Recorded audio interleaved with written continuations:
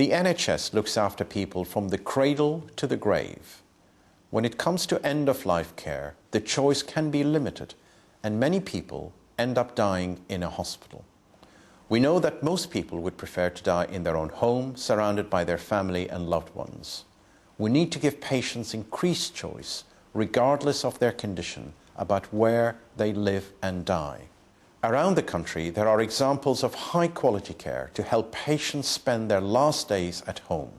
Here's a good one from Yorkshire.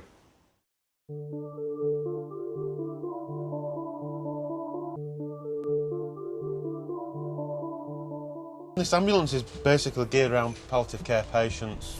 What makes this ambulance different from the normal ambulances that you see on the road? We've got a fridge here, which you would keep medication in. We've also got a new state-of-the-art stretcher here, which is soft and spongy. It's the air freshener you see behind you, which is an automatic air freshener. We've also got 2 DVD players, one here. Give them something to watch, take the mind off the journey, make them a little bit more comfy. This whole project's about delivering the patient the choice. So if they wish to go home or wish to go into the hospice to die, then that's purely what we're here for. For a patient to get home or even just visit home before they're going to die, it lets them tie things up at home, sort things out, see family and friends. We can be called anytime, even an hour in advance, and we can be there and cater to their every need. Before this project was launched, patients had to wait for an accident and emergency crew.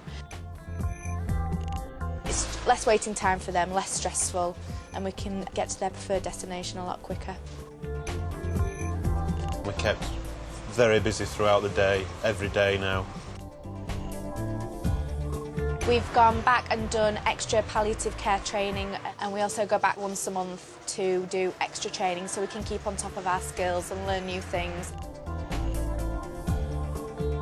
I mean, it does sound a stressful job, but it's so rewarding. We're delivering the patient's last wishes.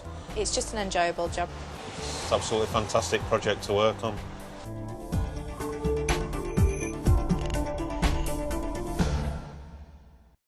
But what kind of support is needed for people who want to spend their last days at home? We visited a lady in the West Midlands who was receiving care from health workers and Macmillan nurses.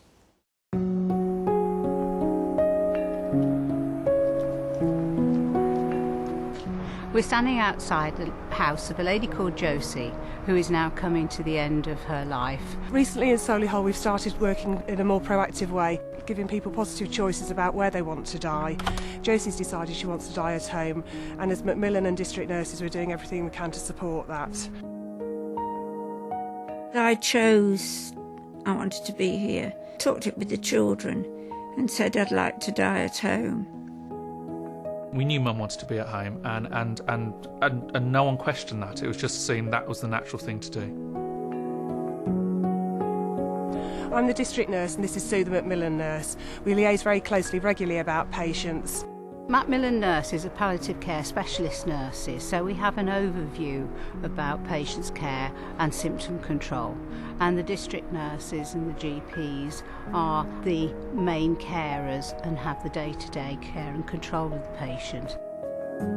It gives me a lot of support working closely with the Macmillan team and with the GPs. We all liaise closely together, and I think it gives the best for the patient. Mum's got cancer and she isn't well, but there's not a huge amount of medical things that she needs. But it's just quite reassuring that a district nurse comes in once a week just to check that things over, as well as the Macmillan nurse who comes in. They spend a bit of time with us afterwards, just checking that we're coping with things and we're all right. I can't fault anybody. I honestly can't fault anybody. In fact, they've done more than I would expect them to. It's just very good joined up working, and it's got to benefit the patients and the relatives because they're the ones left behind.